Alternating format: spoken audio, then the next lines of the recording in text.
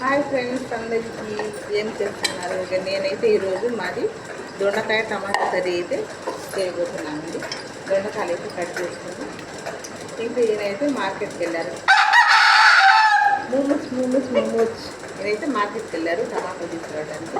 సాయంత్రం ఇంకా చట్నీ కావాలి కదా బొండాలు, ఎందుకంటే అప్పుడు దాకా నేను వంట చేసి పెట్టుకుంటే ఆయన రాగానే టమాటా చట్నీ కూడా ఇంకా రెడీ చేసుకోవచ్చు. ఇంకా బట్టలు ఉన్నాయి ఉత్తాల్సింది అదన్నమాట ఫ్రెండ్స్. ఉంటుంది రొట్టెల పండుగకి వెళ్తున్నారా ఎవరన్నా? వెళ్తారులేండి. ఇది ఎందుకంటే రొట్టెల పండుగ కులం మత భేదాలు ఏముండవండి, అందరికీ పనులు ఒకటి.